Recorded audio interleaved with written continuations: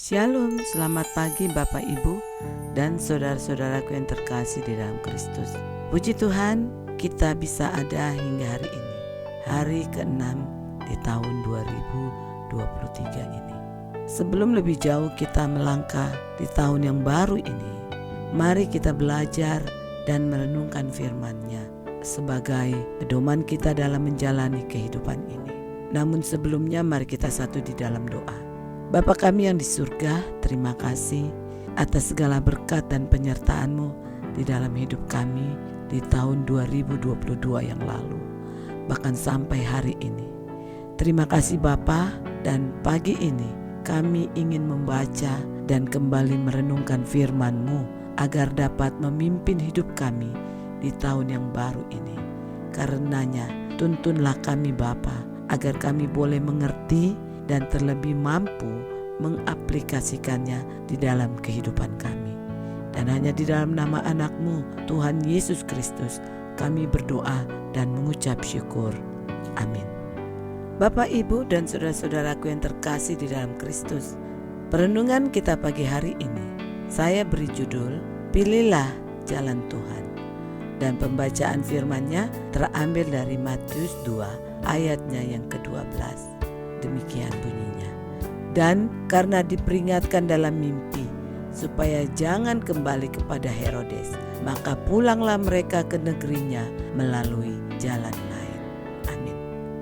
Bapak, Ibu, dan saudara-saudaraku yang terkasih di dalam Kristus, kita patut bersyukur kepada Tuhan sebab kita boleh diperkenankan memasuki tahun 2023 ini, dan ada banyak berkat yang telah kita terima dan sukacita yang kita alami. Walaupun di tengah-tengah berkat dan sukacita itu mungkin ada juga kekecewaan, kegagalan, penderitaan, dan sebagainya yang kita alami.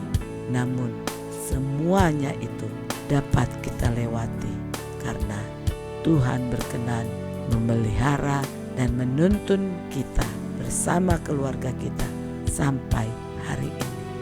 Saudara-saudaraku yang terkasih, seperti tema Natal PGI tahun 2022 yang lalu, yaitu pulanglah mereka ke negerinya melalui jalan lain. Dan pembacaan Alkitab kita hari ini memperlihatkan bagaimana pekerjaan Tuhan bagi para Majus yang diperingatkan dalam mimpi supaya jangan kembali kepada Herodes. Mereka ketika pulang lebih memilih jalan lain, yakni jalan Tuhan. Saudara-saudaraku, untuk mencapai suatu tujuan, hal yang paling kita butuhkan adalah jalan. Sebab tanpa adanya jalan, sampai kapanpun kita tidak akan pernah mencapai tempat yang hendak kita tuju. Begitupun bila kita salah dalam memilih jalan, akan berakibat sangat fatal dan tidak akan pernah membawa kita ke tempat tujuan. Seperti yang tertulis dalam Amsal 14 ayat 12. Ada jalan yang disangka orang lurus, tetapi ujungnya menuju maut. Pemazmur juga menyatakan dalam Mazmurnya yang ke-25 ayat 10. Segala jalan Tuhan adalah kasih setia dan kebenaran bagi orang yang berpegang pada perjanjiannya dan peringatan-peringatannya. Namun sayangnya tidak semua orang mau menempuh jalan Tuhan. Mereka lebih memilih berjalan menurut pengertian dan kehendaknya sendiri. Pikir mereka jalan Tuhan itu penuh aturan atau banyak rambu-rambu.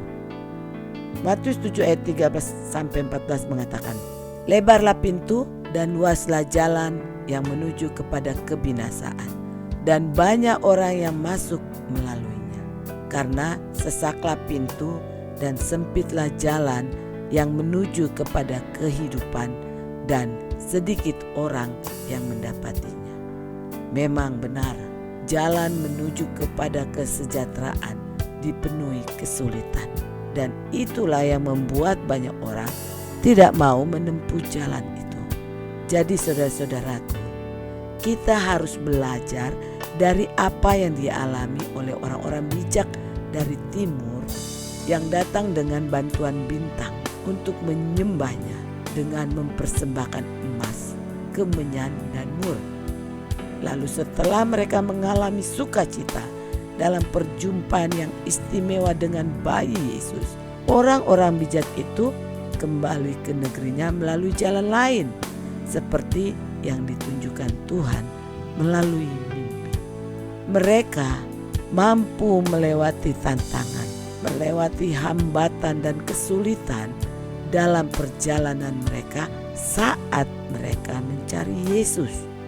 Bahkan setelah berjumpa dengannya, mereka juga berani menempuh jalan baru, jalan lain, yaitu jalan Tuhan yang belum tentu lebih mudah dari sebelumnya. Namun saudara-saudara, oleh karena ketaatan mereka kepada firman Tuhan, mereka mampu melewatinya. Demikian halnya perjalanan kita di tahun 2023 yang belum jelas apa yang akan kita hadapi nanti. Namun satu hal yang kita percaya, bahwa Tuhan akan senantiasa menyertai kita dan menolong kita, sehingga kita pun akan dapat melalui tahun 2023 ini seperti kita telah melalui tahun 2022. Asalkan kita tetap setia, tetap taat pada jalan lain itu, yaitu jalannya Tuhan. Saudara-saudaraku yang terkasih di dalam Kristus, jalan lain itu dapat dipahami juga secara rohani, yaitu sebagai hidup baru atau hidup dalam jalan Tuhan.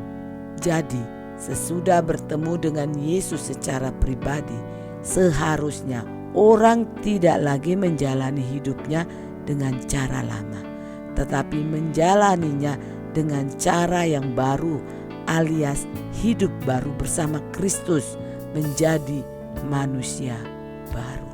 Artinya, setiap orang yang telah mengalami perjumpaan dengan Tuhan Yesus harus patuh dan taat kepada perintahnya, bukan kepada perintah Herodes atau kepada dunia ini, bahkan kepada perintah dirinya sendiri. Dan harus mau meninggalkan perangai buruk, perilaku-perilaku yang menyimpang dari kehendak Tuhan, dan hal-hal yang mendatangkan dosa di dalam kehidupannya. Saudara-saudara yang terkasih, firman Tuhan dalam perenungan harian Baki, yaitu buku Almanak Kristen Indonesia yang diterbitkan oleh PGI hari ini tanggal 6, juga mengajak kita agar kita tidak terus berada dalam ketakutan, kekhawatiran akibat berbagai pengalaman buruk pada tahun 2022 yang lalu. Sebab Tuhan kita Yesus Kristus tidak akan pernah membiarkan kita terus berada dalam penderitaan dan pergumulan berat. Karenanya kita dipanggil untuk bangkit kembali. Dan perayaan Epifania yang jatuh pada hari ini juga akan menyemangati kita dalam menjalani kehidupan kita pada tahun 2023. Karena penyertaan Allah telah dinyatakan melalui kelahiran, baptisan, dan karya-karya Yesus Kristus sebagai wujud nyata kasih-Nya kepada kita sebagai gerejanya. Namun saudara-saudaraku, ingat bahwa perayaan Epifania juga memanggil kita untuk tidak hanya menikmati sendiri berkat-berkat Tuhan, melainkan berbagi dengan orang-orang di sekitar kita, karena menjadi terang bagi sesama dan lingkungan kita adalah bentuk syukur kita kepada Tuhan yang telah memberkati kita seperti yang telah dilakukan oleh orang-orang Majus. Menjadi terang berarti kita melakukan apa yang telah dilakukan Rasul Paulus yang memberitakan Injil kepada orang-orang bukan Yahudi, karena Allah datang melalui Yesus Kristus untuk menyelamatkan semua orang, bahkan segenap makhluk. Bangkit dan menjadi terang juga berarti menyampaikan kabar baik tentang pembebasan kepada semua orang, sekaligus melakukan kritik dan mengupayakan pemeliharaan alam ciptaan Tuhan. Seperti doanya Salomo dalam Mazmur 72 ayat 3, kiranya gunung-gunung membawa damai sejahtera bagi bangsa dan bukit-bukit membawa kebenaran. Jadi saudara-saudaraku yang terkasih, seperti pesan Natal yang lalu, bahwa melalui Natal kita diajak untuk menemukan jalan baru, yaitu jalannya Tuhan, dan kreatif dalam mewartakan kasih-Nya kepada sesama dan semua makhluk ciptaan Tuhan. Untuk itu, di dalam menjalani tahun 2023 ini, marilah kita juga bertekad untuk tidak sekedar berjumpa dengan Yesus, mengenal bahkan menyembahnya, tetapi yang terutama mengikuti setiap perintah dan kehendak-Nya dalam segala aspek kehidupan dengan memilih jalan Tuhan. Dan melalui perayaan Epifania, kita pun diingatkan agar hidup kita bisa menjadi berkat di sepanjang tahun 2023 ini. Karena itu, mari bangkitlah dan jadilah terang bagi sesama manusia dan sesama ciptaan Tuhan. Amin. Mari kita kembali satu dalam doa. Bapa kami yang di surga, terima kasih untuk firman-Mu hari ini yang mengingatkan kami untuk belajar seperti orang-orang bijak dari timur yang tidak hanya mencari dan menyembah-Mu, tetapi juga mau taat melakukan apa yang Engkau perintahkan ya Bapa.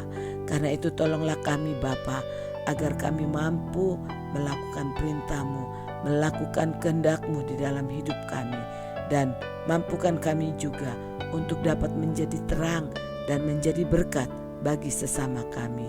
Dan hanya di dalam nama anak-Mu, Tuhan Yesus Kristus, kami berdoa. Amin. Demikianlah perenungan kita hari ini. Selamat pagi, selamat beraktivitas. Tuhan Yesus Kristus memberkati. Amin.